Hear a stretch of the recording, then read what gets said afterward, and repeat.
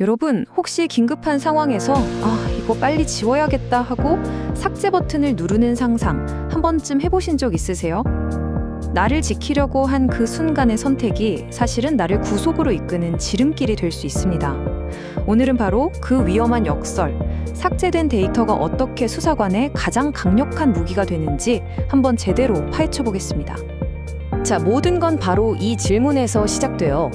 내가 내 범죄 증거 지워도 될까?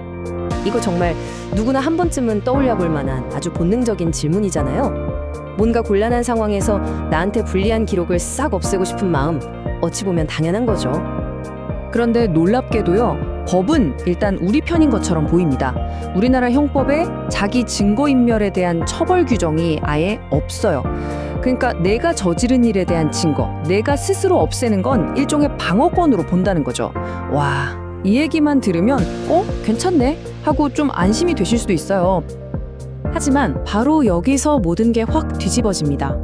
법적으로 죄가 안 된다고 했던 바로 그 행동이 수사관한테는 오히려 여러분을 구속시킬 가장 확실한 명분이 되어버려요. 바로 증거인멸의 우려를 입증하는 결정적인 열쇠가 되는 겁니다. 그러니까 법의 허점이 아니라 사실은 덫이었던 거죠. 자, 그럼 지금부터 그 덫이 대체 어떻게 작동하는 건지, 그러니까 그냥 데이터 한번 지운 게 어떻게 구속의 시작이 되는지 그 위험한 과정을 하나씩 짚어보겠습니다. 구속영장에 거의 빠지지 않고 등장하는 단골 메뉴가 있죠. 바로 증거인멸의 우려입니다. 수사관의 논리는 진짜 간단하고 명확해요. 보세요, 이 사람 벌써 자기 증거 지웠잖아요. 풀어주면 남은 증거도 당연히 없애려고 하지 않겠습니까? 바로 이겁니다. 여러분이 데이터를 지웠다는 그 행동 자체가 앞으로도 증거를 인멸할 거라는 가장 강력한 예고편이 되는 거예요. 물론 우리는 이렇게 생각할 수 있죠. 아니, 나를 지키려고 한 방어권 행사인데? 하지만 수사관이 보는 관점은 완전히 다릅니다. 그 사람들 눈에는 이게 그냥 방어가 아니에요. 방어권의 범위를 넘어선 아주 적극적인 수사 방해 행위, 딱 이렇게 보인다는 겁니다. 아니, 왜 나의 방어가 수사관에게는 방해로 보이는 걸까요? 이 엄청난 인식 차이를 이해하려면 우리가 잠깐 수사관의 입장이 되어서 그 사람들 머릿속을 한번 들여다볼 필요가 있어요. 수사관들한테 증거 삭제는요, 그냥 파일 하나가 없어졌다, 이런 차원의 문제가 절대 아닙니다. 이건 진실을 밝히려는 우리 사법 시스템 전체에 대한 정면 도전이다, 이렇게 받아들여요. 법질서를 아주 우습게 보는 행위로 본다는 거죠. 그러니까 문제가 훨씬 심각해지는 겁니다. 자, 이 화면을 보시면 그 인식 차이가 정말 명확하게 보이죠? 왼쪽은 우리 생각이에요. 나를 지키려고 파일을 지웠다. 그런데 오른쪽, 수사관은 이걸 보고 이렇게 해석합니다. 아하, 뭔가를 숨기려고 지웠다는 건 이 사람이 진짜 범인이라는 강력한 증거네. 바로 이겁니다. 내가 나를 지키려고 한 행동이 오히려 원래 범죄의 유죄를 입증하는 또 하나의 증거가 돼버리는 거죠.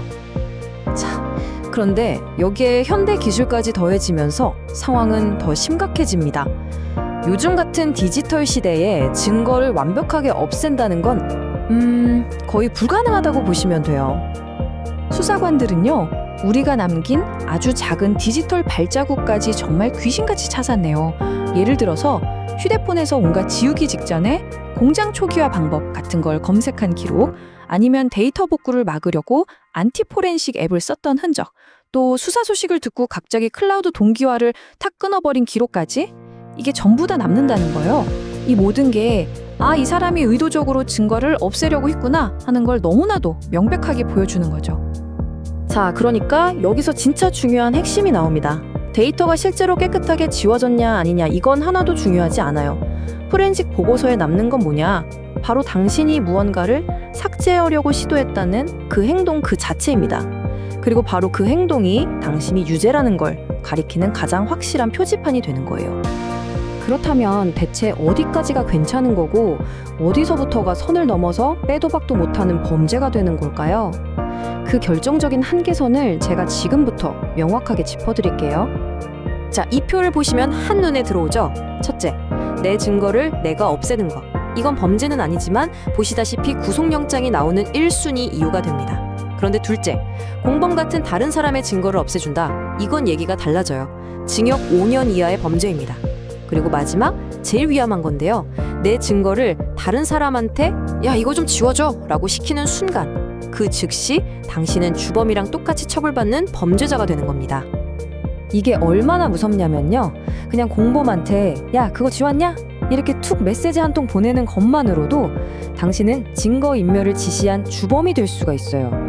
정말 사소해 보이지만 운명을 가르는 한 끗 차이죠. 범죄와 아닌 것의 경계선이 우리가 생각하는 것보다 훨씬 더 가까이 있다는 뜻입니다. 자, 그럼 만약에, 정말 만약에 내가 이미 뭔가를 지워버렸다 혹은 이런 비슷한 상황에 처했다면 그럼 어떻게 해야 할까요? 지금부터 말씀드리는 내용 정말 중요합니다. 꼭 집중해 주세요. 이 말이 상황이 얼마나 심각한지를 딱 보여주는 것 같아요. 당황해서 했던 그 한 번의 클릭이 사실은 스스로 구속이라는 지옥문으로 걸어 들어간 것과 같다는 거죠. 이걸 먼저 냉정하게 받아들여야 합니다. 하지만 아직 방법이 아예 없는 건 아닙니다.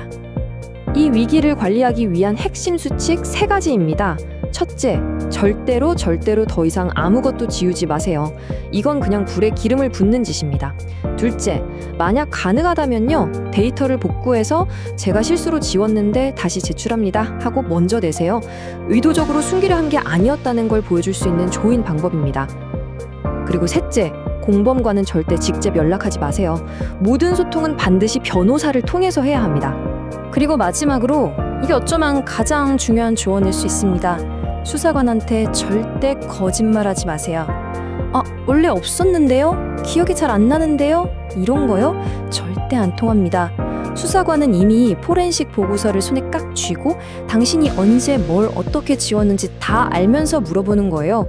그건 진짜 몰라서 묻는 게 아니라 당신이 거짓말을 하나 안 하나 떠보는 일종의 신뢰도 테스트인 셈이죠. 결국 이 질문에 스스로 답을 해야 할 겁니다. 여러분이 지운 게 과연 그냥 파일 하나일까요? 아니면 여러분의 미래 전체일까요?